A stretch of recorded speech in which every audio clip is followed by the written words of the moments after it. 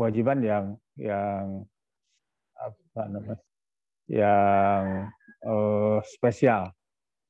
Ya, tidak ada seorang ulama pun yang berani mengatakan thalabul ilmi tatawu'un, menuntut ilmu itu hukumnya sunnah, tidak, tapi semuanya mengatakan fardhah, wajib. Bahkan menuntut ilmu syar'i ini adalah merupakan wajib ain, satu kewajiban yang tidak bisa didelegasikan. Nah, kenapa dikatakan nikmat yang paling agung juga? Ya karena Rasulullah SAW menyatakan bahwa dengan menuntut ilmu syar'i ini adalah jalan terbukanya berbagai macam kebaikan. Ya. Sebagaimana sabda beliau, man yuridillahu bihi khairan yufaqihu fiddin. Barang siapa yang dikehendaki oleh Allah Subhanahu wa taala untuk memperoleh al khair, kebaikan yang universal, kebaikan dunia dan akhirat, maka Allah Subhanahu wa taala memberikan kemudahan bagi dia di dalam memahami agama. Para tulabul ilmi rahimani wa rahimakumullah jami'an. Kita sekarang akan mempelajari tentang fikih dakwah. Ya, di antara muqarrarnya kita berujukannya adalah manhajul anbiya fid dakwah ilallah fihil hikmah wal aql, ya. Jadi diterjemahkan dalam bahasa Indonesia, diinisiakan manhaj dakwah para nabi alaihimussalam, atau studi kritis realita dai masa kini, yang ditulis oleh seorang ulama, Profesor Dr. Rabi bin Hadi Umar Al-Madkhali, hafizahullahu ta'ala. Di sini disebut guru besar Universitas Madinah, Arab Saudi. Kalau tidak salah, terakhir beliau di Ummul Qura di Mekah, Al-Mukarramah. Tentu saja ini di antara buku yang baik kita baca. Sebagai buku tambahan juga bisa mungkin dibaca juga, karena dari segi sistematika dan juga secara syar'i juga insya Allah tidak ada masalah, yaitu Fiqhud Dakwah karya Syekh Mustafa Mashhur, atau Fiqhud Dakwah yang ditulis oleh Muhammad Nasir, Allah yarham, atau juga Fiqhud Dakwah yang ditulis oleh Dr. Abdul Karim Zaidan, tentu, dan buku Fiqhud Dakwah yang lainnya. Nah, baiklah, kalau kita bicara tentang Fiqhud Dakwah, nanti kita pada pertemuan pertama dan kedua, mungkin sampai ketiga itu, kita akan mengkaji tentang masih sekitar pengantar Fiqhud Dakwah. Ya. Di antaranya, kalau kita lihat dari sisi lughah secara etimologis, ini ada dua kata kan, ada al-fiqhu, ada ad-dakwah. Ya. Al-fiqhu menurut bahasa atau lughatan al-fahmu, itu berarti pengetahuan atau pemahaman. Adapun menurut istilah, ya, sebagai dikatakan diantaranya oleh Imam Al-Jurzani rahimahullahu ta'ala yang wafat tahun 392 Hijriah. Ya, beliau wafat tahun 392 Hijriah. Kata beliau, fikih secara istilah adalah ilmu tentang hukum-hukum syar'i yang bersifat amaliyah yang diperoleh dari dalil-dalilnya yang terperinci. Itu dalil-dalil di sini adalah Al-Quran dan hadis-hadis Nabi Shallallahu Alaihi Wasallam secara tafsili, secara rinci. Kemudian ad-dakwah. Ad-dakwah itu sendiri dari kata secara bahasa, yaitu da'a yad'u da'watan. atau duaan, diantaranya berarti mengajak, ya, mengajak. Ya. Adapun secara istilah, banyak sekali para ulama yang mendefinisikan tentang dakwah. Ada yang mengatakan diantaranya dakwatun nas ila tauhid, atau ada juga yang mengatakan diantaranya ad-dakwah ya dakwatun nas ilallah bil hikmah wal mau'izatil hasanah wal mujadalah billati hiya ahsan hatta yakfuru bitagut wa yu'min billah. Jadi dakwah adalah mengajak manusia kepada Allah. Jadi dakwah yang benar itu dakwah ilallah, dakwah mengajak manusia kepada Allah untuk mentauhidkan Allah, untuk beribadah kepada Allah Subhanahu wa taala, untuk kembali kepada agama Allah, Islam. Untuk mengajak manusia masuk ke dalam surga Allah dan seterusnya, ya. Bil hikmah, dengan hikmah, dengan bijaksana. Ya, nanti hikmah itu juga pembahasannya sangat luas sekali. Wal mau'izatil hasanah, dan nasihat yang baik. Wal mujadalah billati hiya ahsan, dan diskusi dengan cara yang lebih baik. Ini sekaligus menjelaskan tentang gambaran secara mujmal, secara global tentang metode dakwah, yaitu ada 3, yaitu pertama bil hikmah, yang kedua mau'izatul hasanah, yang ketiga mujadalah billati hiya ahsan. Jadi mujadalah billati hiya ahsan itu berdiskusi dengan cara yang baik, ya. Ya, kalau dulu ada senior saya itu mengatakan mujadalah billati hiya ahsan itu kalau biasanya menyampaikan sesuatu yang kita yakini kebenarannya itu secara emosional konfrontatif gitu. Ya, sekarang dirubah, ya, bagi orang yang punya fikih dakwah itu, metodologi dakwah yang benar itu, yaitu menyampaikan sesuatu itu secara konsepsional argumentatif gitu. Jadi kalau harus menempuh jalan diskusi, ya bukan diskusi dengan baik, diskusi dengan yang lebih baik, billati hiya ahsan gitu. Itu untuk menguji sejauh mana validitas kebenaran yang kita yakini, tentu saja berdasarkan dalil-dalil yang syar'i dari Al-Quran dan hadis-hadis dari Sallallahu Alaihi Wasallam yang sahih, minimal hasan, ya. Jadi bukan malah ngototisasi gitu kan. Jadi bukan menang-menangan, tetapi mencari kebenaran. Itu sebagaimana digambarkan dalam Al-Quran di surat An-Nahl ayat 125.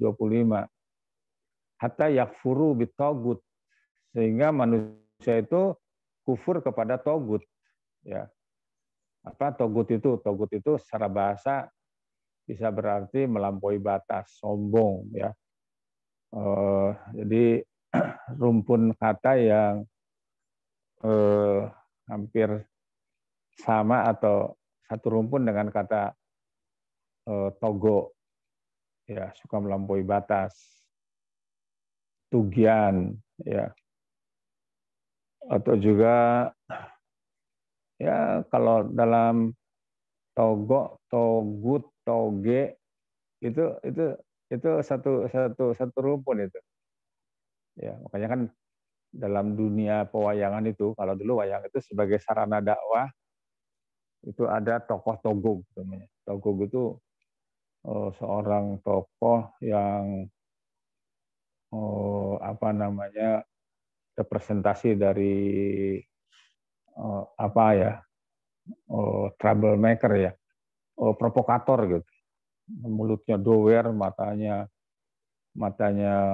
merah, itu katanya togog itu diambil dari Togo gitu, diambil dari Togo. Dan nama-nama wayang itu diambil dari banyak diambil dari eh, dari Islam itu, dari Al-Qur'an malah. Seperti ada tokoh Semar dari Mismar, orangnya bijak gitu kan, paku sebagai apa namanya pengokoh. Kemudian ada apalagi Petruk Bagong itu katanya dari Patrukul Baga, tinggalkan kelacutan ya. Itu macam-macam lah gitu kan ya. Kalau sayur ada sayur toge, sayur kecil tapi bandel, susah kalau diluruskan itu kan. Nah, apa namanya? Sementara togut di sini ada yang menafsirkan togut itu. Jadi dakwah itu target yang pertama adalah menjadikan manusia kufur kepada togut. Ada yang menafsirkan togut itu adalah pertama kullu ma'budin min dunillah. Setiap sembahan selain Allah. Itu bisa hajar, bisa komar, ya bisa syajar, ya bisa batu, bisa apa namanya bulan, bisa pohon, apa saja. Bisa kober, kuburan, gitu. Dan lain-lain. Yang kedua, huwa syaitan atau setan.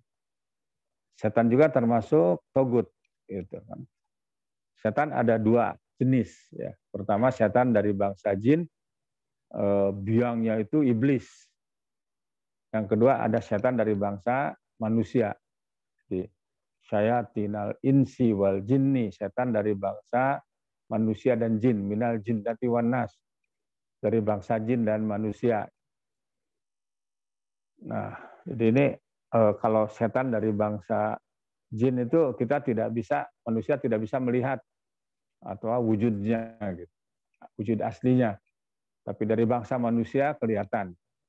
Cirinya apa? Kata Imam Al-Qurtubi, rahimahullahu ta'ala, kullu mutamarridin wa kharijin an ta'atillah fahuwa syaitan.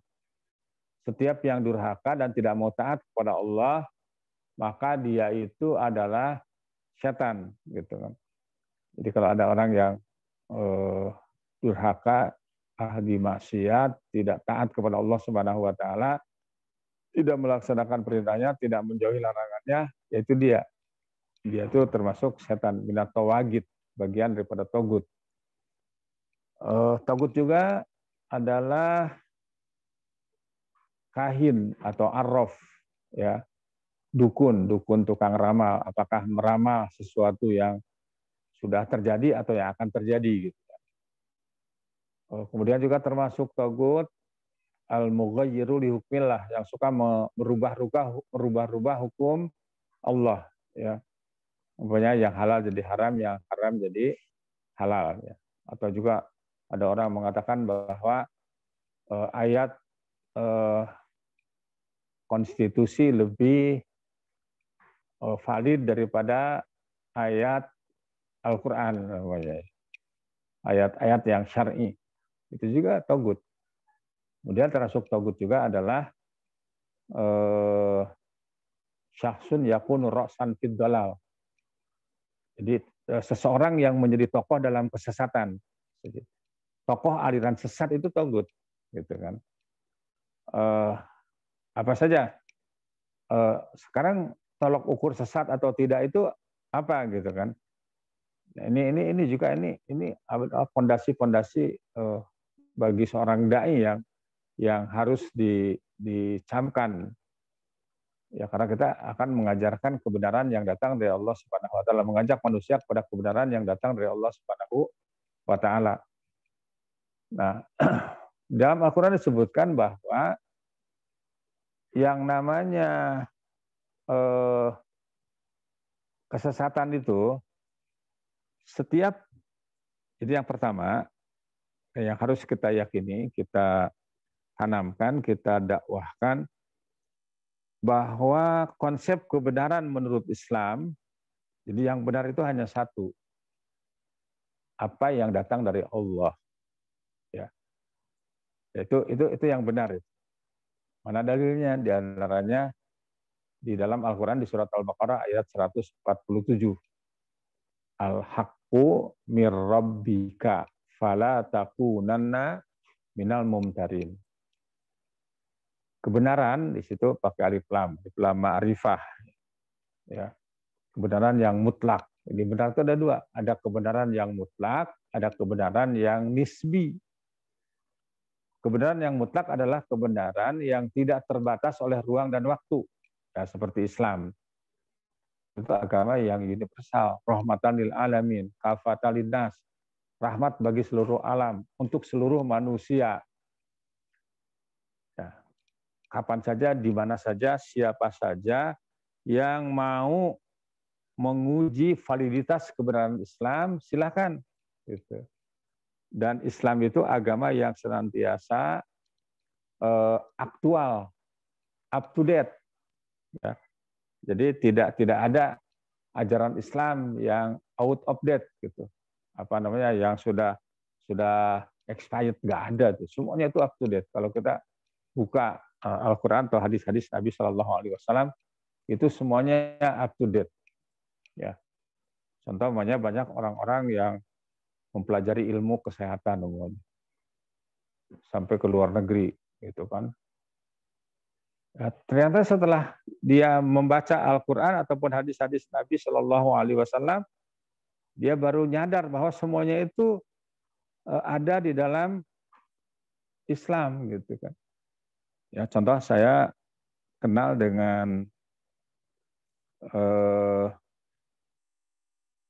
seorang dokter, seorang dia sinse dokter di bidang farmasi. Dia seorang mu'alaf. Dia pernah mengatakan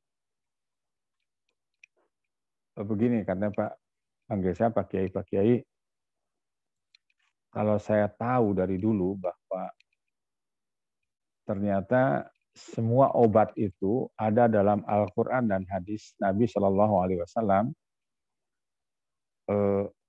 saya tidak usah sekolah ke luar negeri gitu.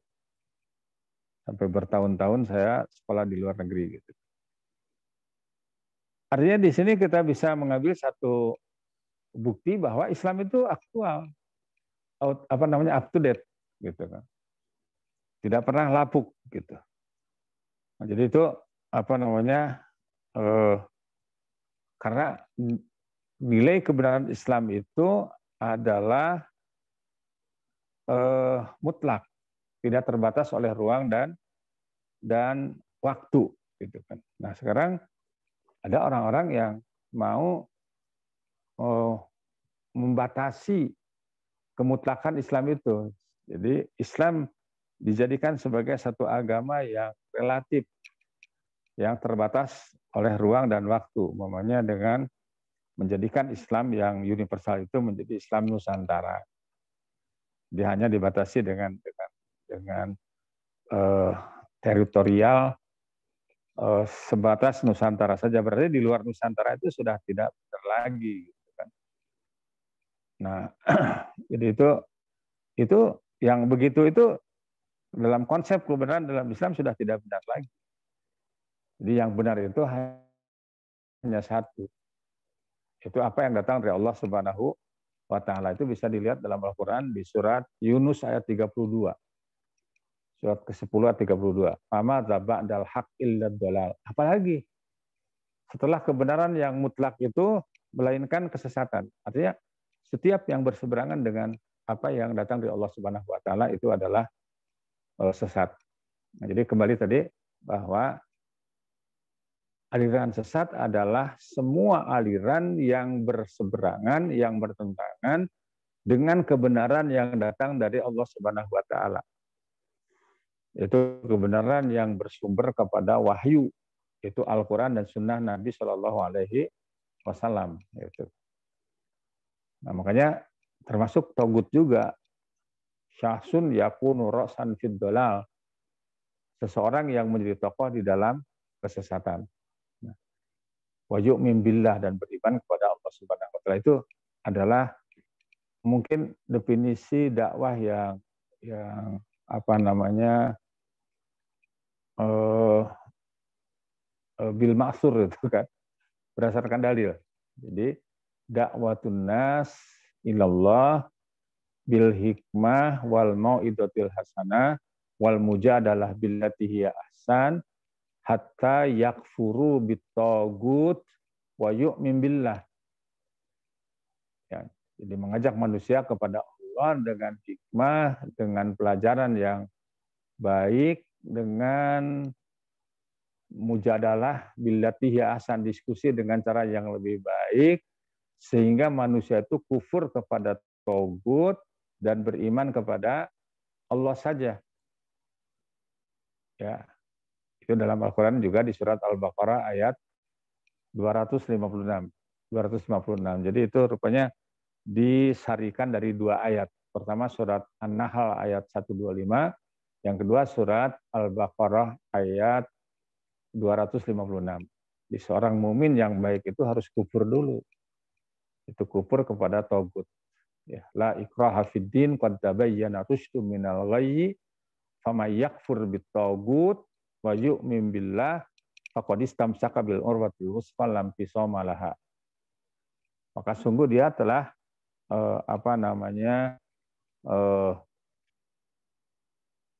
berpegang teguh kepada tali buhul yang kuat, lam fisama laha, tidak akan terlepas lagi. Jadi makanya sekarang ini banyak orang yang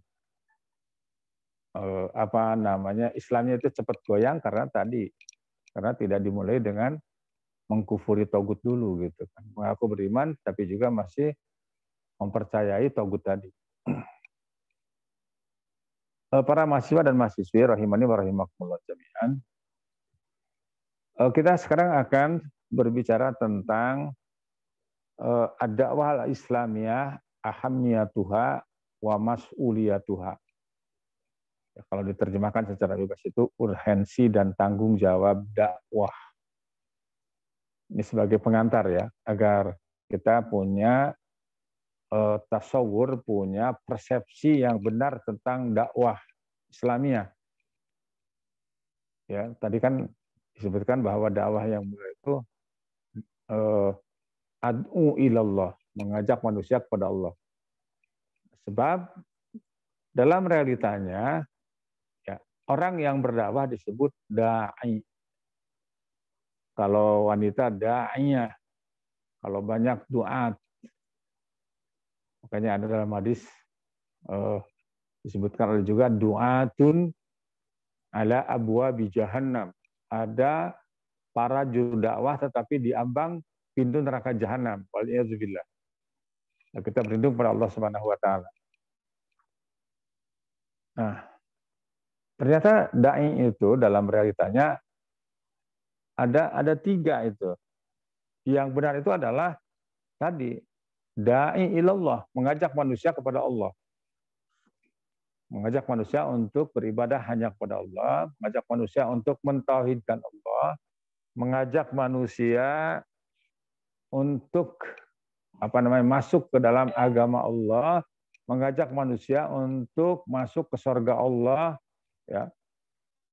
Itu dai yang benar. Sebab ada juga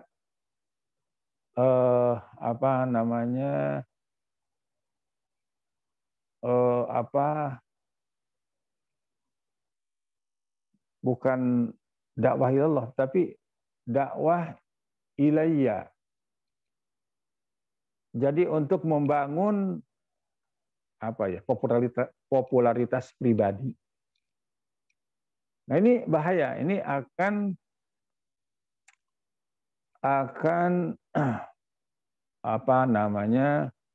menjadikan para mad'unya itu ya, para istilahnya itu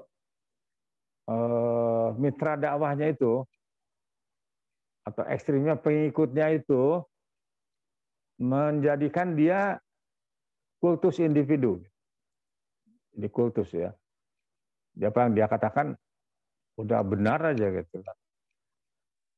Ya, sampai saking kultusnya itu kan kalau kata kiainya begini, ya dia percaya gitu. Saya ingat dulu ucapan Cak Min itu, ya nggak apa-apa menyebut nama di sini. Muhaimin Iskandar menggambarkan saking kultusnya Nahdliyin kepada Gus Dur itu, kalau langit itu biru, kalau kata Gus Dur kuning, pengikutnya juga mengatakan kuning. Gitu. Nah ini apa dalam dakwah itu tidak dibenarkan. Kenapa? Karena kalau sudah kultus individu itu nanti akan apa namanya menjadikan mitra dakwahnya itu menjadikan dai itu sebagai Tuhan. Ya, sebagai Tuhan, sebagai Rob gitu. Dan hal ini sudah terjadi di kalangan Bani Israel sebagaimana yang Allah abadikan dalam Al-Qur'an di surat At-Taubah ayat 31 kalau tidak salah. Surat ke-9 dan 31. Ittakhadhu ahbarahum wa ruhbanahum arbaba min dunillah. Mereka menjadikan rahib-rahib mereka, pendeta-pendeta mereka sebagai tuhan-tuhan selain dari Allah, gitu kan. Nah, jadi apa namanya sampai-sampai sahabat Adi bin Hatim radhiyallahu anhu, mantan orang Nasrani, bertanya kepada Rasulullah, ya Rasulullah, kami dulu ahli kitab Yahudi dan Nasrani tidak menyembah pendeta-pendeta kami, rahib-rahib kami. Kata Rasulullah, iya. Tapi apa yang dikatakan oleh pendeta, apa yang dikatakan oleh rahib itu, ya apa namanya, selalu engkau benarkan itu berarti beribadah kepada mereka, gitu. Menjadikan arbab, jama dari rob, Tuhan-Tuhan pengatur, Tuhan-Tuhan pemelihara, Tuhan-Tuhan pendidik selain Allah Subhanahu wa Ta'ala. Jadi ada dakwah ilallah yang benar itu pilihan yang pasti yang harus. Ada dakwah ilayya, ya dulu itu kan ada istilah, oh ini dai sejuta umat, gitu, berjuta umat. Ya, ada juga saya pernah lihat di Mekah itu ada rombongan haji dari Indonesia, dari Jakarta itu, di jaket jamaahnya itu ditulis pembimbing Kiai Haji Fulan, dai berjuta pemirsa. Gitu. Karena waktu itu dia sering tampil di TV gitu kan. Waktu itu belum ada televisi swasta, waktu itu masih TVRI. Nah itu juga itu seperti itulah. Jadi tolak ukur benar atau tidak itu nanti apa kata gurunya gitu. Nah, jadi itu yang kedua. Yang ketiga ada dakwah ilal hizbi, mengajak manusia kepada kelompok. Ya, kelompok itu macam-macam, bisa ormas, bisa orpol, bisa partai, ya bisa orpol, bisa ormas, bisa orkes, apalah gitu kan. Ada juga bisa saja orang tidak berpartai, tidak berormas, tidak berorganisasi, tapi OTB, organisasi tanpa bentuk gitu kan. Ada, dia tidak berorganisasi, tidak, tapi apa namanya, kultus terhadap kelompoknya itu lebih daripada orang-orang yang berorganisasi gitu kan. Ya, padahal dalam Islam kan berorganisasi nggak masalah karena itu sudah merupakan fitrah manusia. Manusia itu makhluk sosial. Selama organisasi itu sebagai sarana untuk dakwah, sebagai sarana untuk mengaplikasikan ajaran Islam gitu kan, bukan tujuan. Ya, Jadi ada orang yang anti organisasi, tapi dia kultus terhadap kelompoknya itu lebih daripada orang yang berorganisasi, gitu kan. Ya kata orang Jawa apa itu podo bae, gitu kan. Nah itu juga bahaya. Ya sebagaimana yang Allah jelaskan, itu dosanya itu sama dengan setara dengan orang yang syirik, gitu. Coba lihat dalam Al-Quran di surat Rum ayat 31-32. Ya. Wala takunu minal musyrikin. Dan janganlah kalian termasuk orang-orang yang musyrik. Ya. Ya kalau kita dengar musyrik itu orientasi berpikir kita biasanya ke apa itu? Menyembah berhala, minta-minta ke kuburan, ke pohon besar, gitu. Oh, tapi musyrik di sini bukan itu, gitu. Apa? Minal ladzina farraqu dinahum wa kanu syi'an kullu hizbim bima ladaihim farihun. Jangan termasuk orang-orang yang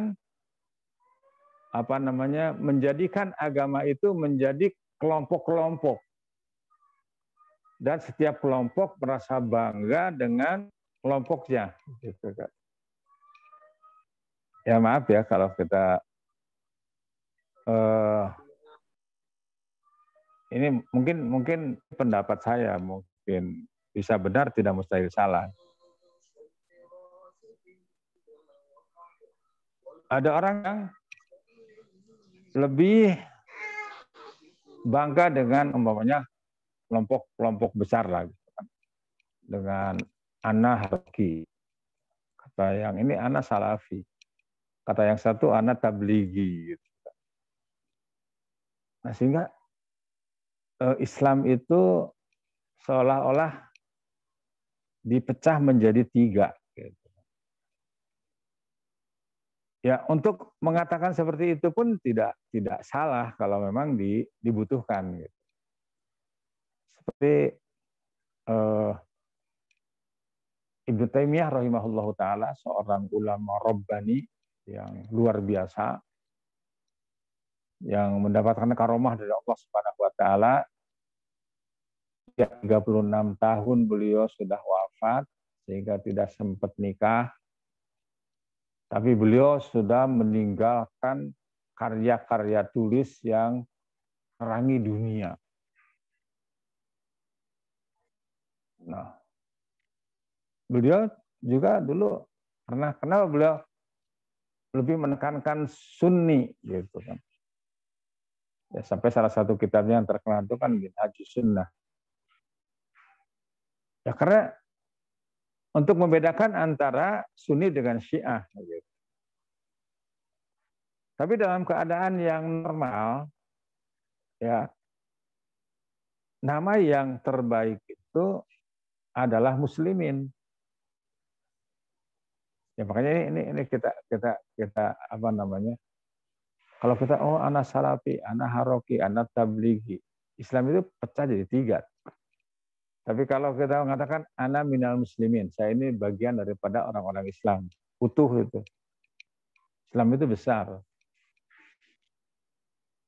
Belum lagi dari yang 3 itu pecah-pecah lagi, gitu kan. Dan nama yang terbaik yang Allah berikan itu adalah Muslim.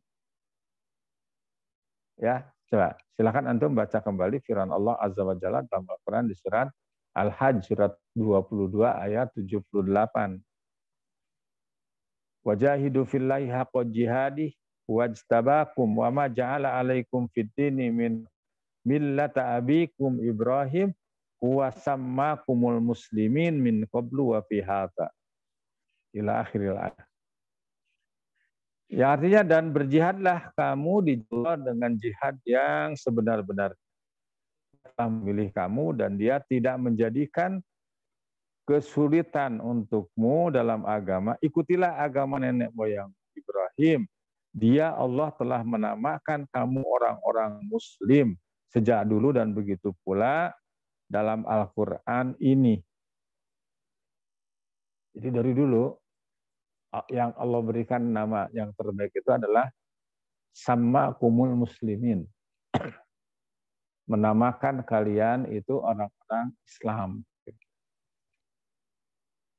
Nah, jadi itu yang harus kita angkat. Tapi ketika kita lebih mementingkan kelompok, hati-hati. Khawatir terkena ayat tadi di surat Rum ayat 31-32, wala takunu minal musyrikin. Janganlah kalian termasuk orang-orang yang musyrik, minal ladzina farraqu dinahum wa kanu syi'an kullu hizbin bima ladaihim farih. Itu termasuk orang-orang yang memecah-mecah agamanya. Setiap kelompok merasa bangga dengan kelompoknya, bukan dengan Islamnya gitu kan. Kalau Islam dicaci maki, Islam didustakan, tidak merasa tersinggung. Tapi kelompoknya dicolek sedikit saja dia marah. Hati-hati. Nah, makanya kita tentu ingin menjadi duat ilallah, bukan duat ilal hizbi, bukan. Karena yang benar hanya satu, yaitu dakwah kepada Allah, mengajak manusia kepada Allah Azza wa Jalla. Nanti kita akan lihat dalam buku ini ya, bagaimana dakwah para nabi dan rasul. Karena manhaj dakwah adalah tentu manhaj dakwah para nabi dan rasul Allah Subhanahu wa taala. Para mahasiswa-mahasiswi rahimani wa rahimakumullah jami'an. Kemudian kalau kita bicara tentang urgensi dan tanggung jawab dakwah, ternyata dakwah itu bukan hanya sebatas kewajiban, tapi juga kebutuhan. Ya, jadi istilahnya itu dakwah sebagai kebutuhan dasar kemanusiaan. Ad-dakwah islamiyah darurah basyariyah. Jadi manusia ini butuh pada dakwah. Yang butuh pada dakwah itu bukan hanya kaum muslimin, bukan hanya komunitas kaum muslimin, tapi semua manusia pada dasarnya butuh pada dakwah. Yang kedua, dakwah juga sebagai faridah syar'iyah, kewajiban syar'i. Ya, sebab ya kita ingat kan dalam Al-Qur'an disebutkan bahwa manusia itu semua rugi. Surat Al-Asr. A'udzubillahi minasyaitonirrajim. Bismillahirrahmanirrahim. Wal asri, demi masa, demi waktu, perhatikan waktu. Innal insana lafi khusrin, sesungguhnya manusia itu sungguh ada dalam kerugian. Jadi tidak ada manusia yang sempurna. Yang sempurna itu hanya Allah Subhanahu wa taala. Tapi Allah memberikan kesempatan untuk menjadi manusia yang sempurna itu dengan dua hal. Apa? Yang pertama adalah yang ada pada dirinya sendiri, itu illal ladzina amanu, kecuali orang-orang yang beriman. Nanti akan dibahas di dalam kajian tauhid tentunya. Yang kedua, wa amilus salihat, dan beramal salih. Itu yang akan menjadikan manusia sempurna, beriman, amal salih. Itu yang ada pada dirinya. Ada yang dari luar berkaitan dengan orang lain. Itu apa? Watawasau bil haq, dan saling berwasiat di dalam kebenaran. Ini mendakwahkan Islam. Watawasau bis sabr, dan saling berwasiat dalam kesabaran. Jadi mendakwahkan Islam itu juga salah satu penyebab, salah satu sarana untuk menjadi manusia yang sempurna. Tapi tentu saja kesempurnaan manusia tidak akan setara dengan kesempurnaan Allah Subhanahu wa taala. Jadi tadi kembali bahwa dakwah sebagai kebutuhan, darurah basyariyah, kebutuhan pokok manusia. Jadi lebih dibutuhkan daripada papan, sandang, pangan, papan. Tapi juga dakwah sebagai kewajiban syar'i. Mungkin ada yang bertanya, kenapa dakwah merupakan kebutuhan dasar kemanusiaan? Di antaranya yang pertama adalah al-ibtiad an azabillah.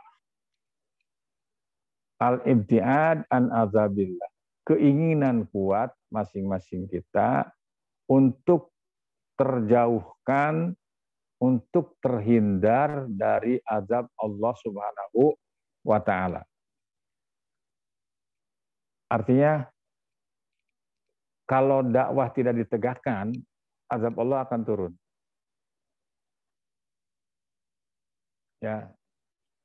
Dalam Al-Quran di surat Al-Anfal, surat ke-8 ayat 33, Allah Azza wa Jalla berfirman, "Wa ma kana Allahu liyu'adzibahum wa anta fihim. Wa ma kana Allahu mu'adzibahum wa hum yastaghfirun."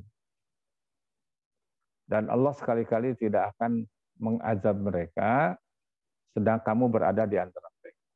Jadi di sini kamu di sini Rasulullah SAW.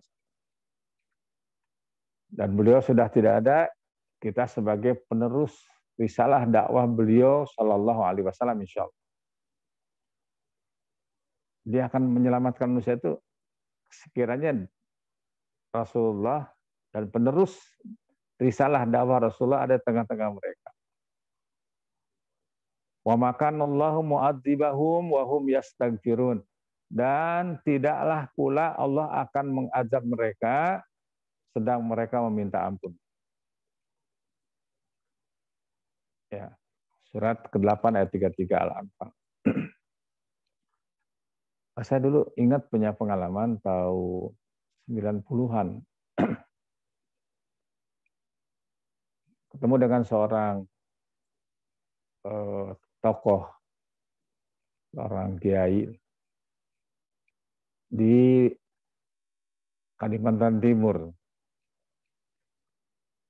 Jadi beliau mengatakan begini, waktu itu sedang apa ya, marak-maraknya itu kemaksiatan di Jakarta itu. Kata beliau, udah katanya, antum pindah aja ke sini gitu. Antum dengan jamaah pindah aja ke Kalimantan. Waktu itu kan masih luas. Atau gitu kan. Kalau siang nggak apa-apa, ada di Jakarta kerja. Tapi kalau malam pulang lah. Jangan tinggal di Jakarta gitu, di pinggiran Jakarta, Bekasi, di Bogor, di Depok. Kenapa kata dia? Agar Allah Subhanahu wa Ta'ala kalau menurunkan azab itu tidak terhalang oleh antum. Ya mungkin tadi mengacu ke ayat yang tadi. Itu diantara dakwah menjadi kebutuhan pokok manusia. Atau di surat Al-Maidah ayat 78-79. Lu'inal ladzina kafaru min bani Israil ala lisani Dawud wa Isa ibni Maryam dzalika bima asaw wa kanu ya'tadun. Kanu la yatanahawna an munkarin fa'aluhu labi'sa ma kanu yaf'alun. Telah dilaknati orang-orang kafir dari Bani Israel. Kalau sudah dilaknati itu dosa besar, ancaman Allah yang dahsyat. Dengan lisan Daud dan Isa putra Maryam, yang demikian itu disebabkan mereka durhaka dan selalu melampaui batas. Mereka satu sama lain selalu tidak melarang tindakan munkar yang mereka perbuat. Sesungguhnya amat buruklah apa yang selalu mereka perbuat itu. Jadi kalau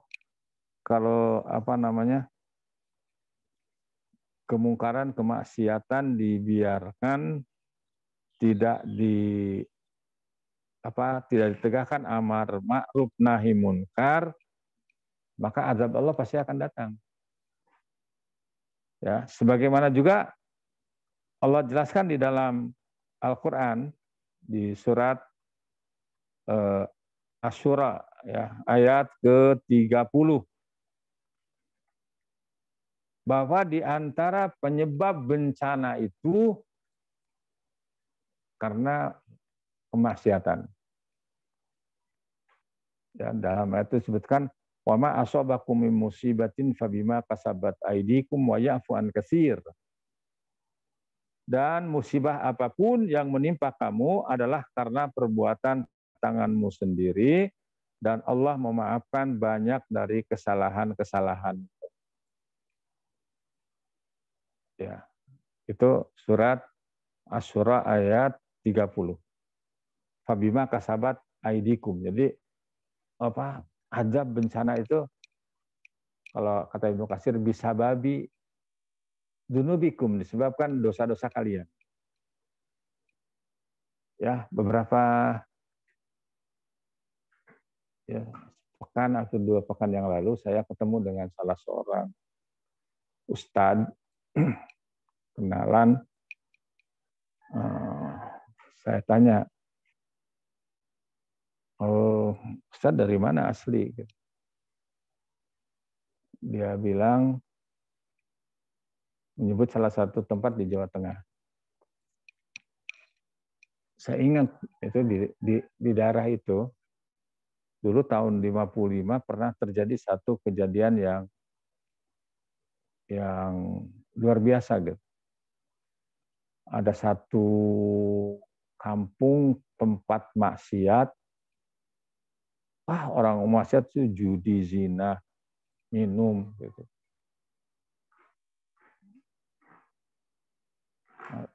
Satu malam itu terjadi hujan besar. Hujan besar, angin, petir, orang sudah pada takut. Tapi mereka tetap berbuat maksiat di kampung tersebut.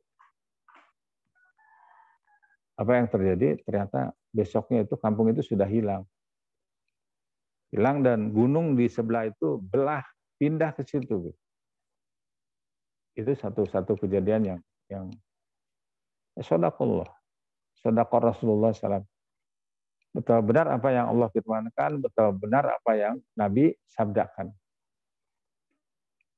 Dalam salah satu hadis, Rasulullah SAW juga bersabda, "Idza dhahara zina war riba fi qaryatin faqad ahallu ala anfusihim azaballah."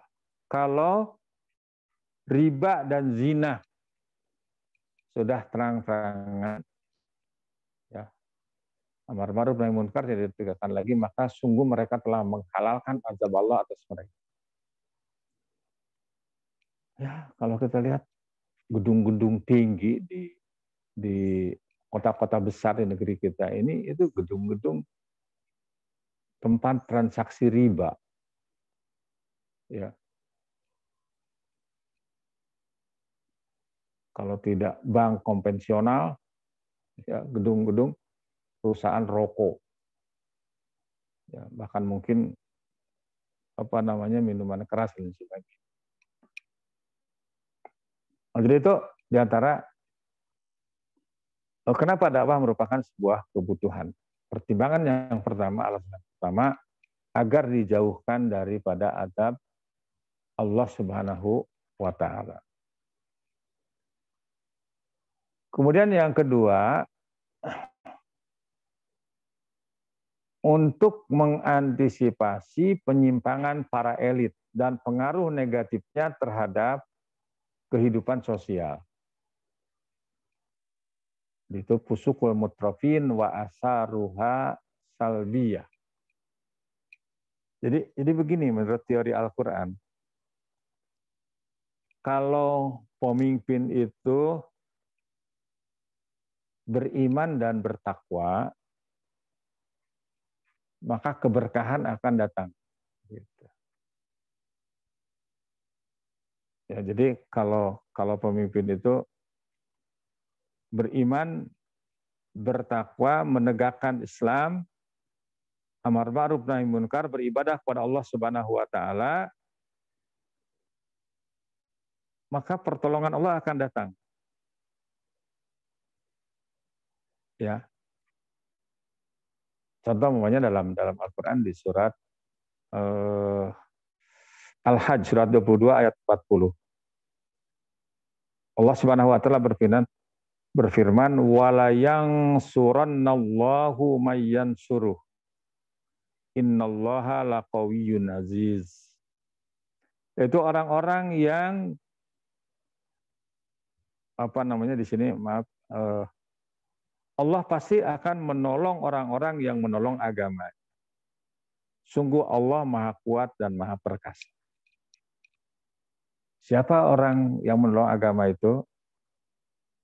Alladzina immakkannahum fil ardi aqamus shalat wa atuz zakat wa amaru bil ma'ruf wa nahau 'anil munkar walillahi akibatul umur. Itu orang-orang yang jika kami beri kedudukan di bumi, diberikan kekuasaan di bumi ini, mereka melaksanakan sholat, menunaikan zakat, dan menyuruh berbuat yang ma'ruf dan mencegah dari yang munkar.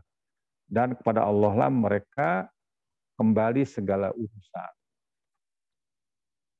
Jadi urusan memilih pemimpin itu bukan hanya formalitas, tapi akan menentukan datangnya pertolongan Allah atau justru mengundang azab Allah. Jadi pemimpin yang membela agama Allah itu, orang membela agama Allah itu tadi, orang-orang yang apabila diberikan kekuasaan, mereka mendirikan sholat. Mereka menunaikan zakat dan menyuruh berbuat yang ma'ruf dan mencegah dari kemungkaran, mendakwakan Islam. Ya, contoh kita lihat beberapa negara yang tadinya negara sekuler seperti Turki, 10 tahun terakhir ini Masya Allah, prestasinya itu luar biasa, diakui oleh dunia, baik kawan maupun lawan.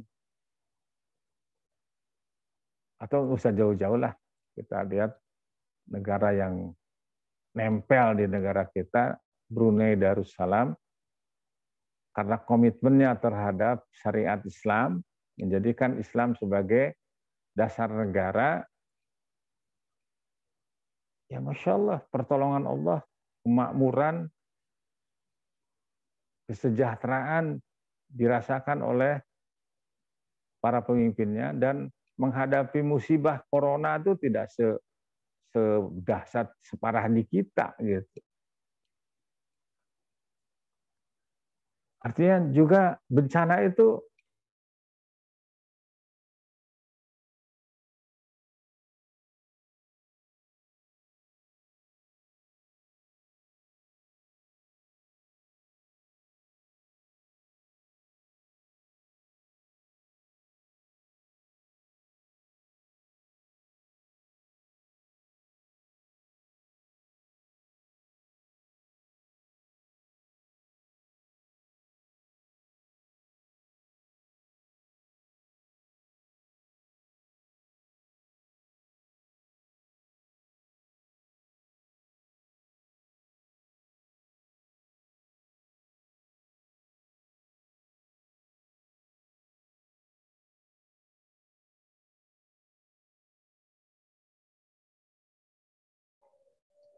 Bismillah, mohon ditunggu sebentar. Ustadz terjadi koneksinya terputus. Nanti tunggu beberapa saat untuk Ustadz kembali hadir di dalam room ini. Syukran.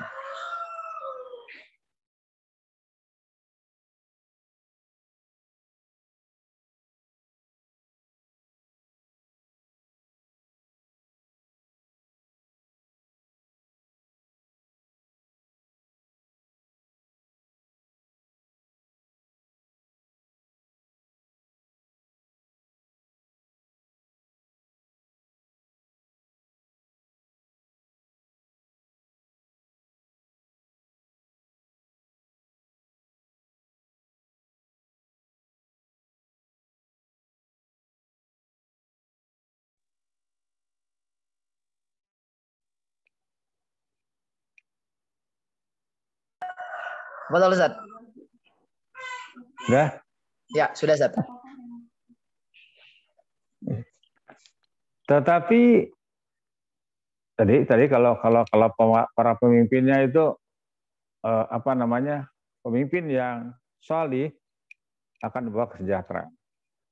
Pemimpin yang menegakkan salat, zakat, bayar zakat, beribadah, amar ma'ruf nahi munkar, tadi Allah akan mendatangkan berbagai macam pertolongan. Tapi sebaliknya ketika para pemimpinnya maksiat,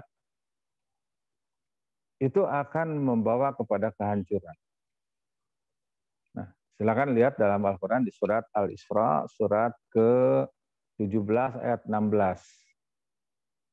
Di situ secara tegas, ya, secara eksplisit Allah Azza wa Jalla berfirman, wa iza aradna an nuhlika qaryatan amarna mutrafiha fafasaku fiha fahaqqa 'alaihal qaulu fadammarnaha tadmira. Dan jika kami hendak membinasakan suatu negeri, ya, maka kami perintahkan kepada orang-orang yang hidup mewah di negara itu, jadi mutraf itu elit lah kalau bahasa sekarang itu, supaya mentaati Allah. Tetapi mereka melakukan kedurhakaan dalam negeri itu, maka sudah sepantasnya berlaku terhadapnya perkataan ketentuan kami, kemudian kami hancurkan negeri itu sehancur-hancurnya. Ya, jadi ini hanya, makanya kita harus punya tekad. Selamatkan negeri ini dengan dakwah ilallah. Para duat ilallah adalah orang-orang yang tanpa pamrih, mereka lah yang menyelamatkan negeri ini. Jadi yang menjamin keselamatan negara dimanapun kita berada adalah dakwah. Amar ma'ruf nahi munkar. Ya, partai politik bisa berhasil, bisa tidak. Apalagi kalau kita lihat secara redaksional ayat itu, wa idza aradna an nuhlika qaryatan. Apabila kami ingin membinasakan satu negeri, ya. Qaryatan itu kalau dalam gramatika bahasa Arab termasuk kalimat nakiroh, kalimat yang lepas. Ya, bukan ma'rifah, artinya bukan negeri tertentu, negeri mana saja, benua mana saja. Bisa benua Afrika, bisa benua Eropa, bisa benua Asia, dan lain sebagainya. Bisa negara mana saja. Bisa Irak, bisa Iran, bisa Syria, bisa Saudi Arabia, bisa Indonesia. Ya. Kapan itu akan Allah hancurkan? Ketika amarna mutrafiha, para elit yang diperintahkan untuk mentaati Allah Subhanahu wa taala, tapi apa yang mereka lakukan? Fafasaku fiha, mereka justru melakukan kedurhakaan. Melakukan kemaksiatan, korupsi, dan lain sebagainya. Kalau dibiarkan ini bahaya. Jadi kita para duat itu tidak punya kepentingan. Tapi kita punya kewajiban untuk menyelamatkan bangsa ini. Kita sayang kepada negeri ini, dimanapun kita berada. Jadi ini adalah pertimbangan yang kedua, kenapa dakwah merupakan kebutuhan kemanusiaan. Tadi di surat 17 ayat 16. Di ayat 17 juga Allah memberitahukan wa kam ahlakna minal qurun mim ba'di Nuh wa kafa bi rabbika bidunubi ibadihi khabiram basira. Dan berapa banyaknya kaum sesudah Nuh telah kami binasakan. Dan cukuplah Rabb-Mu Maha mengetahui lagi Maha melihat dosa hamba-hamba. Nah, kenapa di sini disebutkan sesudah Nuh? Karena Azab Allah Subhanahu wa taala yang pertama kali diturunkan sehingga meluluh lantakan peradaban manusia adalah pada masa atau kepada umat Nabi Nuh alaihissalam. Kenapa?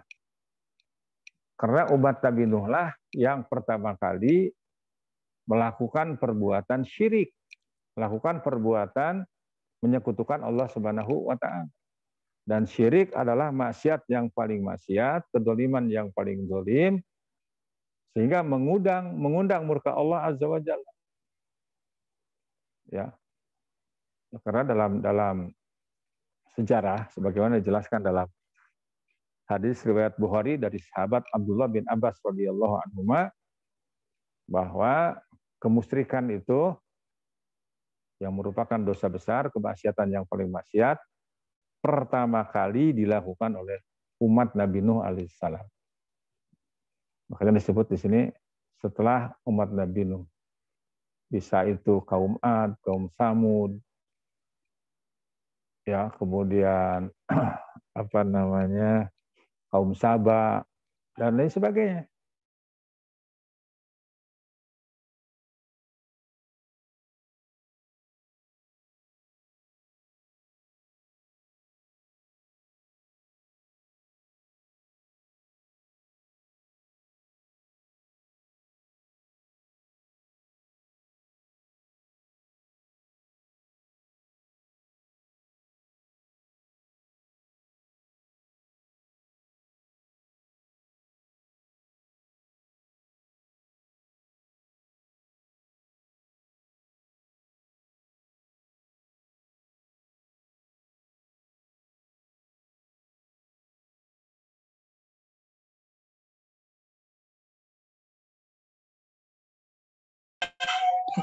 Afwan, mohon maaf, mungkin Ustadz kembali mengalami gangguan dari tegangan listriknya. Mohon ditunggu sebentar.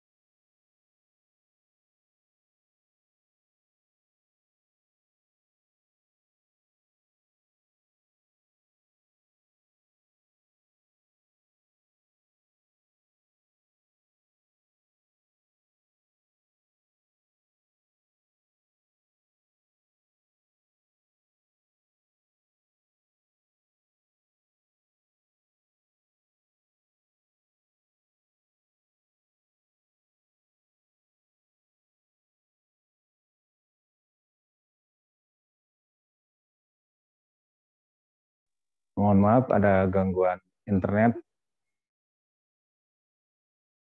Ini sekarang sudah nyambung, ganti jaringan. Sebelum diakhiri mungkin ada pertanyaan, dipersilakan.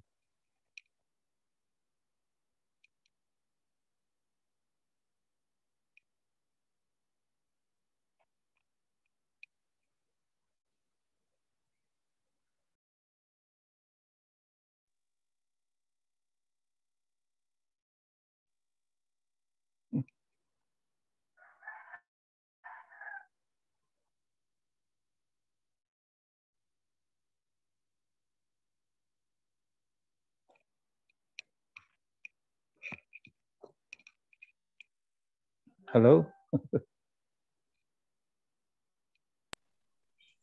Ya, izin bertanya, Ustaz. Ya. Langsung aja, Ustaz. Ya, silakan. Dalam Ya. fikih dakwah ini banyak sekali teman-teman yang sebagaimana tadi juga disampaikan bahwa dakwah ini sebuah kebutuhan, Ustaz. Akhirnya para semangat orang-orang yang baru hijrah ini ingin ikutan juga berdakwah, Ustaz. Nah, ini batasan-batasan orang-orang yang seperti kami ini, Ustaz, yang memang belum memiliki ilmunya untuk menyampaikan sesuatu itu seperti apa, Ustaz? Syukran, Ustaz. Mohon jawabannya, Ustaz. Ya, barakallahu fiik. Yang pertama bahwa kewajiban dakwah itu untuk semua orang yang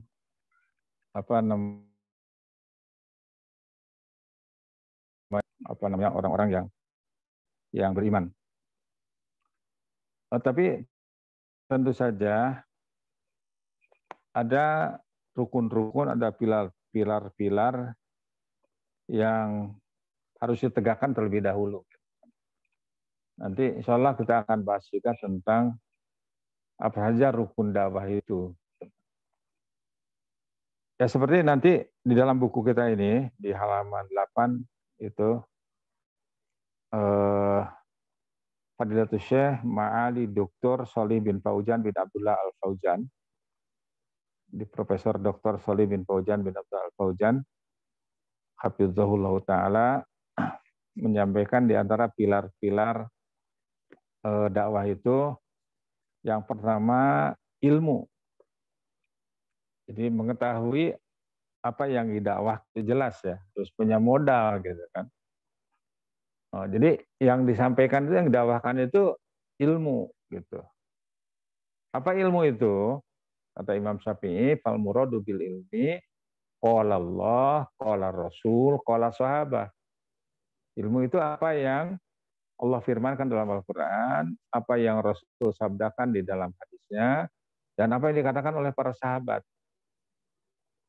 Kemudian Syekh Muhammad Nasiruddin Albani menambahkan dalam salah satu muhadharahnya, kata beliau, waqala a'immatul mujtahidin, dan apa yang dikatakan oleh para imam mujtahid. Ya, yang paling terkenal kan 4 ya, Imam Hanafi, Imam Abu Hanifah, Imam Malik bin Anas, Imam Muhammad bin Idris Asy-Syafi'i, Imam Ahmad bin Hanbal rahimahullah taala. Jadi itu ilmu itu sebatas itu gitu kan. Nah, itu modalnya itu kan. Jadi yang jelas adalah yang kita sampaikan itu apa yang Allah turunkan kepada Nabi SAW. Dalam Al-Quran disebutkan, ya ayyuhan nabi balligh ma unzila ilaika mir rabbik. Wahai para nabi, sampaikan apa yang diturunkan kepadamu dari Rabbmu. Jadi yang kita sampaikan itu adalah ajaran dari Allah Subhanahu wa taala. Makanya sabda Nabi SAW dalam hadis riwayat Bukhari, ballighu anni walau ayah. Sampaikanlah dari aku walaupun satu ayat. Nah, tentu jadi yang berdakwah itu yang berilmu gitu kan. Tapi bukan berarti yang ilmunya sedikit tidak boleh dakwah, gitu kan? Kenapa? Karena hidayah itu bukan otoritas ulama besar, bukan otoritas orang yang berilmu. Kadang-kadang hidayah itu didapatkan oleh seseorang dari preman atau dari mantan preman, dari orang bodoh gitu kan. Nah, jadi ya nggak apa-apa. Yang selama yang disampaikan itu adalah ilmu, ya. Makanya kan dakwah itu ada pada dasarnya ada tiga ya.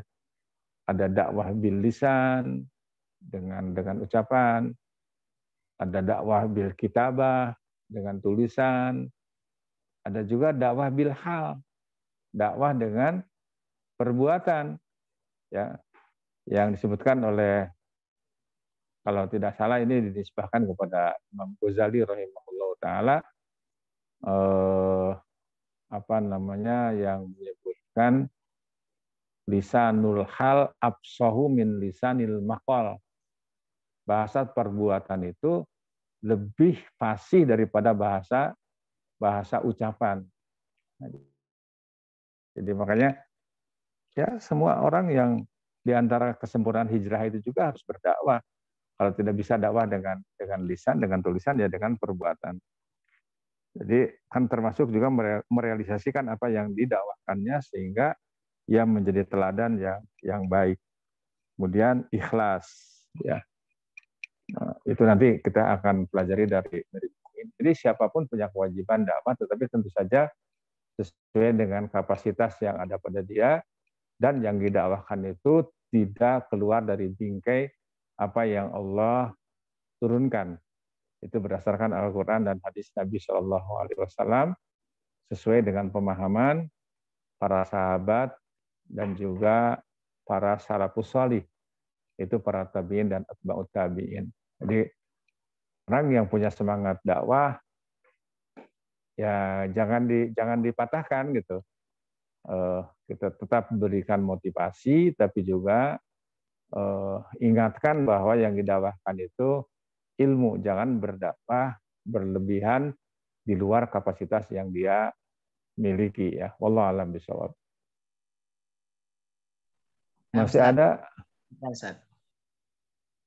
Ya.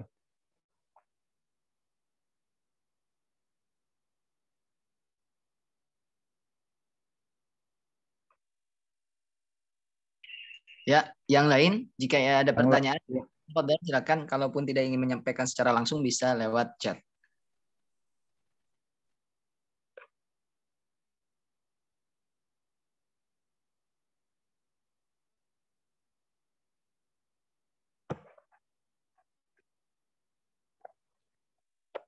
Baik, Ustaz.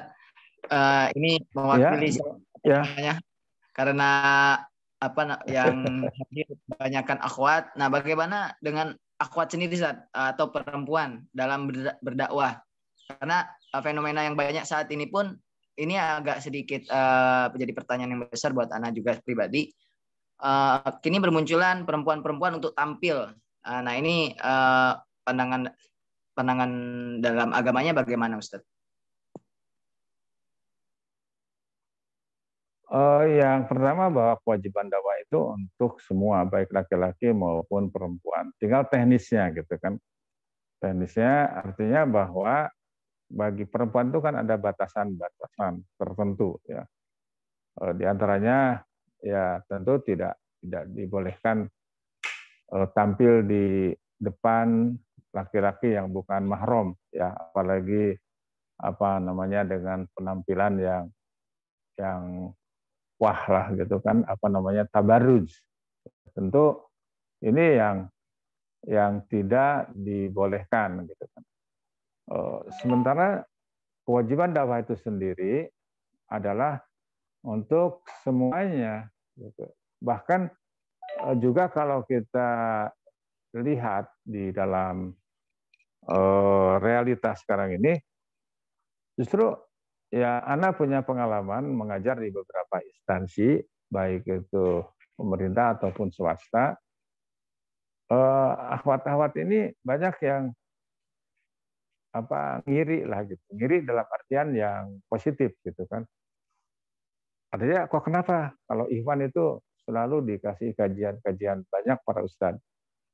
Sementara kami dari Ahwat ini sangat kekurangan sekali ya para dai-nya, ya para ustadzah yang bisa memberikan pelajaran sebagaimana yang dibutuhkan oleh mereka gitu kan. Nah, jadi Anda juga sering mendapatkan tantangan seperti itu. Tetap wajib gitu kan, tinggal teknisnya bagaimana gitu kan. Dan sekarang justru yang kurang itu adalah para dai-nya, para ustadzah yang bisa menyampaikan ilmu secara benar gitu.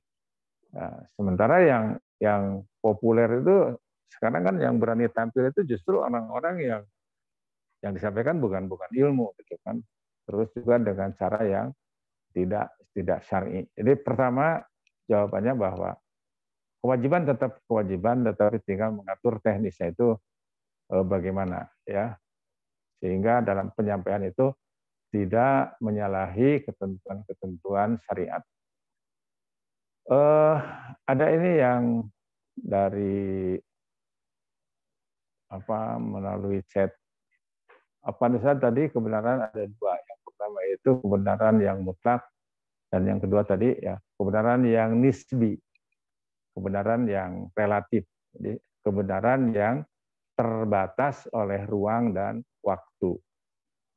Jadi kalau yang mutlak itu tidak terbatas oleh ruang dan waktu. Kapan saja, di mana saja, siapa saja yang mau menguji